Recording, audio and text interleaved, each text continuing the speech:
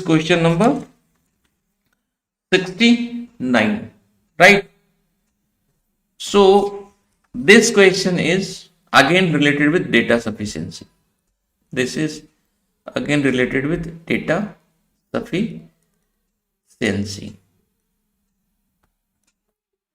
right? So a question is given followed by two statement 1 and 2. Consider the question and the statement and mark the correct option. Let P, Q, R, S be distinct non-zero digits if PP into PQ is equal to RRSS, where P is less than or equal to 3 and Q is less than or equal to 4. Then what is Q equal to? Q का value क्या है? P Q R S distinct non zero digits, right? Where P is less than equal to 3 and Q is less than equal to 4. They are given, right? And PP and PQ को अगर आप multiply करते हैं तो आपको जो आ रहा है वो आ रहा है RRSS, राइट? क्लियर ना? सो देखिए PP is 2 digit number, again PQ is 2 digit number और आपको 4 डिजिट में आंसर लाना है. 2 digit number is multiplied by 2 digit number and the answer is 4 digit number, right?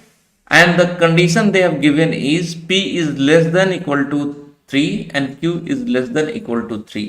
So इस केस में अगर हमें इस क्वेश्चन को सॉल्व करना है सो हम इसमें मैक्सिमम हायर वैल्यू लेंगे P का भी. We will take higher value of P or highest value of P, that is 3 and highest value of Q, that is 4, right?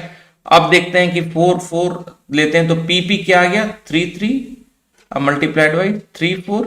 अगर आप इसको मल्टीप्लाई करते हैं तो आपको इसका आंसर आता है 132 plus 99 is 2 2, right? So this is actually right. So हमने क्यों इसका हाईएस्ट वैल्यू लिया?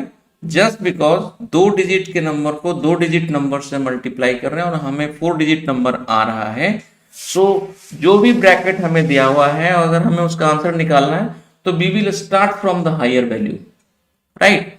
सो अगर जैसे ही हमने इसका P का वैल्यू 3 और Q का वैल्यू 4 लिया तो we could get the answer 1122, right? So ये हमने देखा कि Q का वैल्यू क्या हो सकता है. सो द Q का वैल्यू यहां पे हमने 4 निकाल लिया, राइट? सो ये आंसर आपको बहुत हद तक मिल गया, राइट? अब देखिए what is Q equal to statement 1 R is equal to 1. R is equal to 1, हाँ वो तो हमें मिल गया. R इज इक्वल टू 1 जैसे हमने 34 किया R is equal to 1 and S is equal to 2. Yes.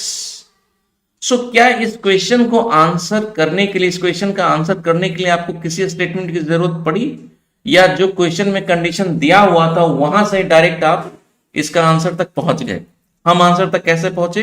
क्योंकि दो 2 डिजिट नंबर को 2 डिजिट नंबर से मल्टीप्लाई करने के बाद हमें 4 डिजिट नंबर अगर मिलता है तो 2 डिजिट नंबर का जो भी पॉसिबल रेंज दिया हुआ है क्वेश्चन में सो हम हायर वैल्यू से ही स्टार्ट करेंगे क्योंकि उसका वैल्यू हाई होने की प्रोबेबिलिटी ज्यादा है, right? So we started with the highest value of P that is 3 and Q 4, so we could get the product as 1122.